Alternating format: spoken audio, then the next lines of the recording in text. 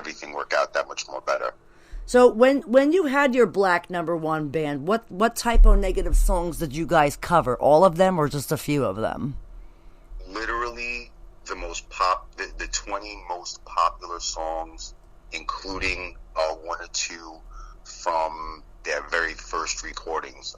Not Repulsion, not Sub-Zero, right? But like literally the very first Typo record. Like literally every single popular song you could think of, they add up to about 20. We did everything, literally. Do you guys do Der Untermensch?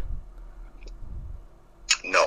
Okay, because that those I've heard, and this is what I know for to be some sort of fact, that the first two Typo Negative albums are actually Carnivore albums, and it wasn't Repulsion or Sub-Zero either. It was when Peter Steele, and this is what I read online, and I know some people that actually kind of know them. They told me that the first two Typo Negative albums were actually supposed to be Carnivore's third and fourth album, but what happened was Pete Steele was already signed with whatever record company it was, and in order for him to keep his record label, he had to make a new band, and that's why he started Typo Negative. So that's why, he had to stay under that label, which I think was Roadrunner Records, if I'm not mistaken. You're correct, yep. Okay, so the origin of the Feces and Slow, Deep, and Hard is actually Carnivore material. Yes. Okay. So we did I Know You're Fucking Someone Else. That's one of the songs that we do. But actually, I'm going to interrupt you for a hot minute because I'm a Typo Negative buff. That song is actually considered, and I'm going to tell you, the real name of that song is Unsuccessfully Coping with the Beauty of Infidelity. So they took that song and they took the second part of the canto chorus and made it I Know You're Fucking Someone Else. Did you know that? That is correct, but we play it just like how you hear it, I guess. Now, do you guys have any on your Facebook page? Is there any videos or audio that people can go and listen to? Absolutely. You gotta send me the link to this shit, man. Absolutely, definitely will. Yeah, there's so much cool stuff on the Facebook page. For anybody to just go check out and see, they can hear the last gigs that we did, our last Halloween gig that we did at Mother Pug's in Staten Island. Great place. I know, I've been there. That place is awesome. Yeah, great vibes in there. Staten Island vibe in that place, absolutely. But yeah, the whole Typo thing was such a great project because so many people, as soon as we came out and started promoting that we were actually there, people came out and they wanted to see, what we had, and we delivered, absolutely. So it was so much fun to do. It was fun bringing the whole goth culture back out because it's there, but people only still go to see like the really, really big bands. No one really comes out to really like enjoy, the local tribute bands that actually bring that same, charisma, of course, and energy and vibe from those original bands, like the Typo vibe. Yeah. When we played, that vibe was there. Absolutely, you felt it. It was great. But when everything kind of, when things went the way that they did, we had to stop. We couldn't do it anymore. Kind of, we kind of noticed like there was nothing else for a good year, and then new Typo bands came out, and it was like, oh wow, people wanted it. We started it, and people wanted it. I think they've always been there.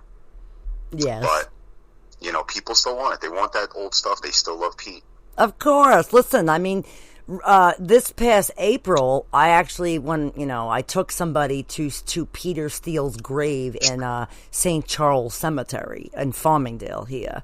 Mm-hmm. So I plan to go back this April again because, I think this April marks, 14 years he's gone?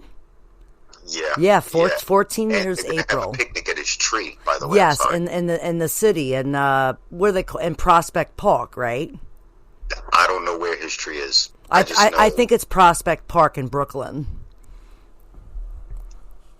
Yeah, they call it Peter's Tree. I mean, there's actually, believe it or not, there's a Facebook group or a group page on Instagram that's run by the estate of Peter Steele, I believe.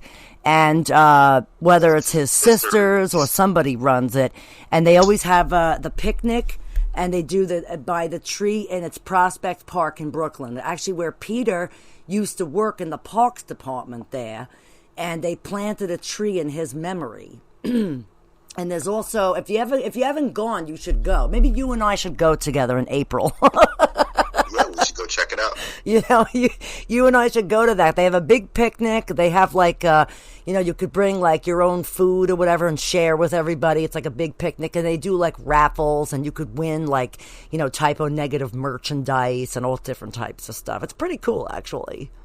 Oh, I'm bringing the green antifreeze with the vodka and dry ice. The green antifreeze. God, we don't want to kill people at this place. It's not real antifreeze. It's just green. It's just a lime green with vodka, some dry ice. Oh.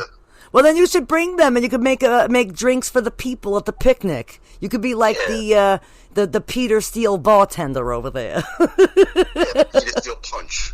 Right, PPP, Peter Steele Punch. PSP, Perfect. Peter Steele Punch.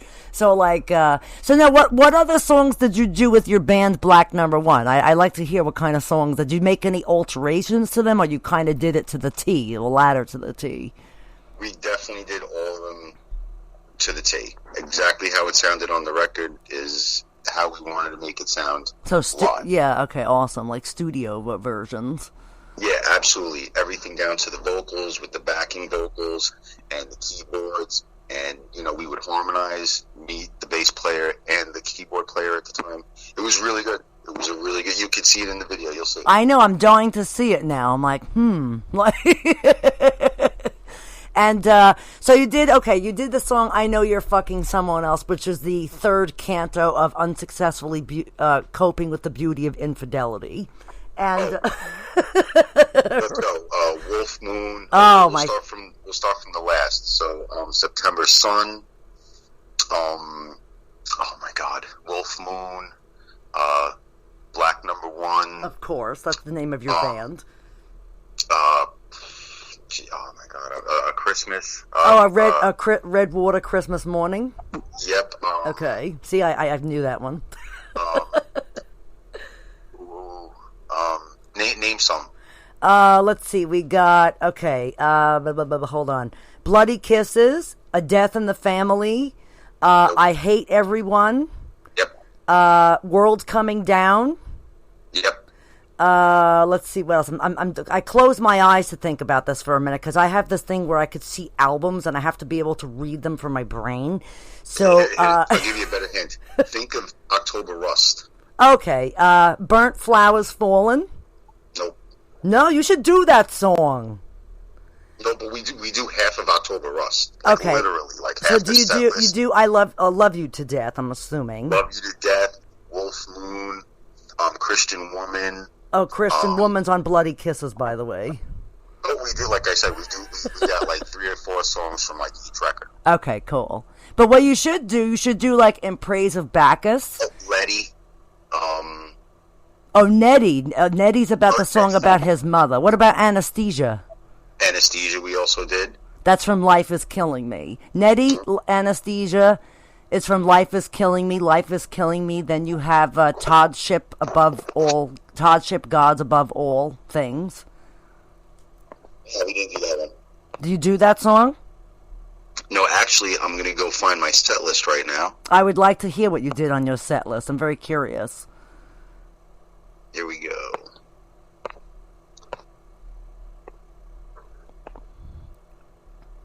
So just briefly, Mistress is interviewing her friend Rick Faraz, who's in a typo negative tribute band called Black Number One, and they are looking for musicians so they can restart their band. They took a little hiatus for a while, and some of their other members are no longer members in the band, so they are looking to replace a keyboardist, a drummer, and a guitar player, correct? Correct. Okay. So if anyone is listening to the show tonight and you are looking to join a band and you are a big typo negative fan or into any sort of metal, or gothic metal, you should definitely contact Rick. How do they find you? On the Facebook page, Black Number One? Yes, It's black NO dot and the number 1. So it's facebook.com/black NO dot and the number 1. Yeah. And then you could message them on there and put band inquiry, because they're looking for members so they can redo their band, and you guys could be playing gigs in different places. Yep, we just need to regroup and get ourselves gigging again, and that's it. That's pretty awesome. There's like quite a number of, if you're going to come back, you should do stuff from Dead Again also.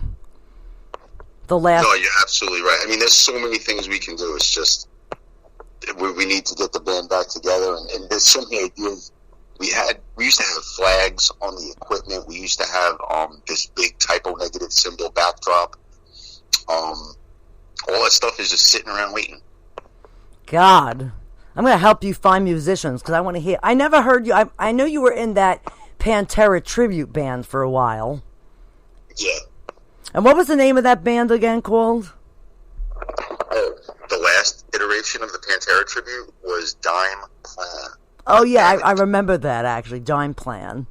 Yeah, and before Dime Plan was Dime Nation.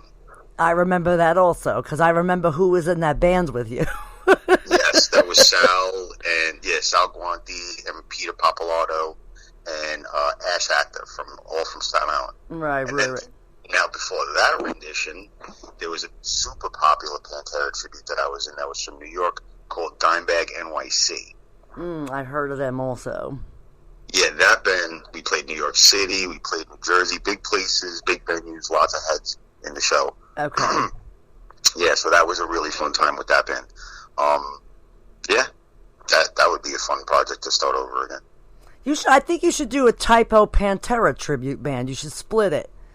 Do half your set Typo and then really get heavy and do some Domination, the song Domination by Pantera.